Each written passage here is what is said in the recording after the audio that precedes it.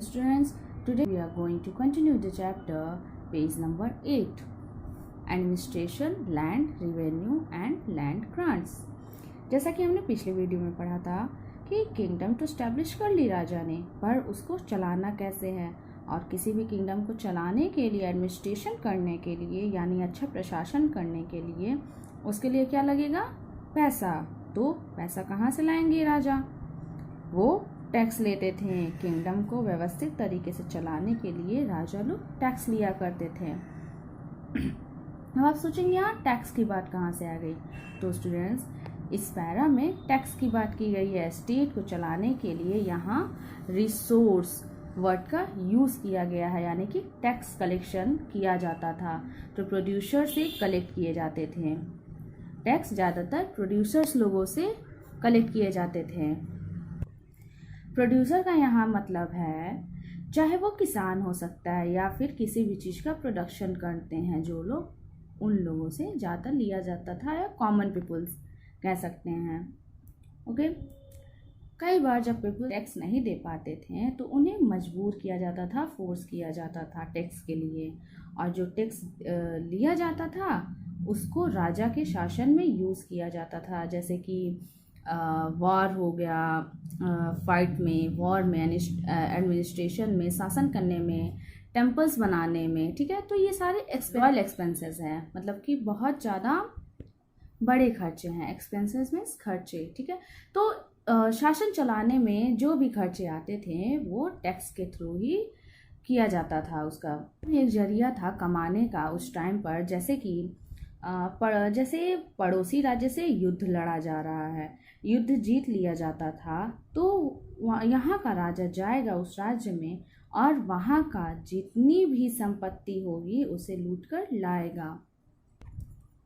Return after victory, it means यही हुआ कि वो वहाँ पर उस स्टेट में जाकर, राजा जाकर वहाँ की संपत्ति सारी लूट कर अपने स्टेट में लाएगा।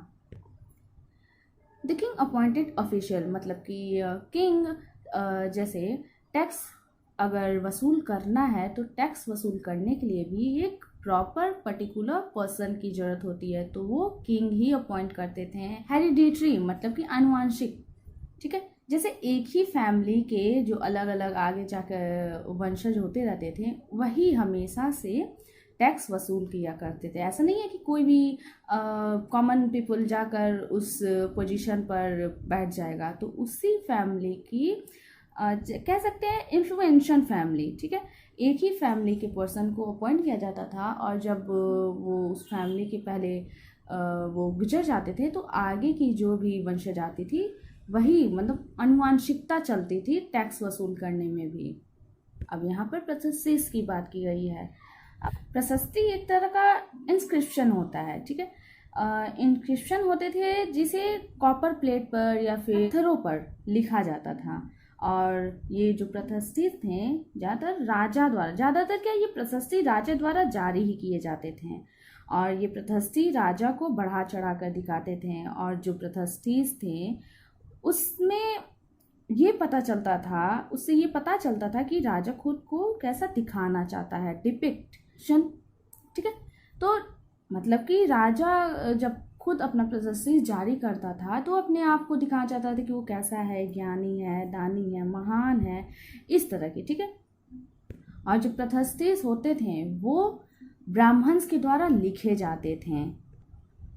और ये प्रशस्ति ज़्यादातर कब जारी होते थे? पहले तो राजा जब खुद के बारे में कुछ बताना चाहो तो प्रशस्ति जारी करता था, और फिर सबसे मेन ये है कि this land grant were record, ठीक है।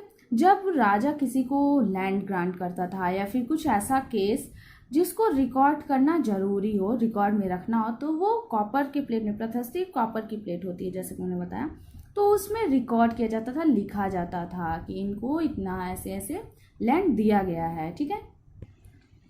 और जैसे ये नहीं ज़्यादा होता था कि जो प्रशस्ति में लिखा है वो सही ही हो।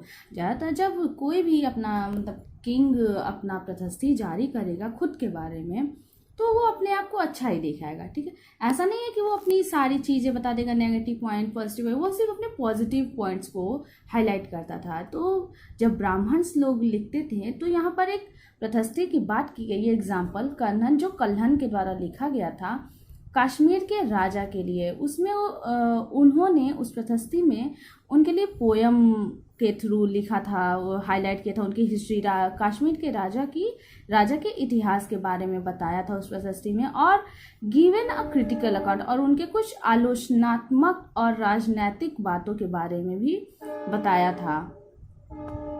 इसके बाद आ जाता है हमारा next topic, the tripartite struggle, यानी धन अर्जित करने के लिए जो युद्ध होता था उसकी यहाँ पर बात की गई है। यहाँ पे कहा जा रहा है कि जितने भी पहले हमने डायनेस्टीज की बात की वो अपने एक खास इलाके में बेच दें, यानी उनका पूरे इंडिया लेवल पर विस्तार नहीं था, और ये जो लोग थे दूसरे इलाकों को कंट्रोल करने की हमेशा कोशिश करते रहते थे, अपने राज्य को हमेशा बड़ा करने की कोशिश करते रहते थे। फॉर एग्जाम्पल यहाँ बात की गई है कन्नौज की। जो कन्नौज शहर था गंगा वैली में, वो काफ़ी इम्पॉर्टेंट था 7वीं सेंचुरी से लेकर 19वीं सेंचुरी तक। ये जो पीरियड था, इस समय कन्नौज के लिए बहुत सारे युद्ध लड़े गए और हमेशा 3 राज्यों के बीच लड़ाई चलती रहती थी। 3 राज्य कौन कौन से थे? गुर्जारा, प्रतिहारा, राष्ट्रकूटा एंड पाला डायनेस्टी। ये हमेशा एक दूसरे से लड़ते रहते थे, किस तरह से मेरा कंट्रोल हो जाए कन्नौज के ऊपर, ये इसी फिराक में रहते थे। क्योंकि इसमें 3 पार्टीज यानी 3 डायनेस्टीज इन्वॉल्व थी इस पूरे स्ट्रगल में या फिर इस पूरे युद्ध में, तो इस पूरे स्ट्रगल को कहा जाता है ट्राइपार्टाइट स्ट्रगल। और भी बहुत सारे राजपूत डायनेस्टीज थे, जैसे चौहान, चंदेलास, परमार्स। इन लोगों में यूनिटी की कमी थी, जो दूसरों के ऊपर अपना संपूर्णता, मतलब दूसरों के ऊपर अपना राज्य जताना चाहते थे, जिसकी वजह से वो धीरे धीरे कमजोर होते गए। द चोलास, चोलों का इतिहास में महत्वपूर्ण स्थान है। They were a powerful dynasty from the 9th century, और जो चोलास थे वे 9th सेंचुरी के एक शक्तिशाली वंश थे, शक्तिशाली डायनेस्टी थे। ठीक है, चोला डायनेस्टी के फाउंडर विजयालया हैं और इसकी कैपिटल तंजौर थी। राजा राज और उनके पुत्र राजेंद्र सबसे बड़े चोल शासक थे, means the greatest Chola rulers.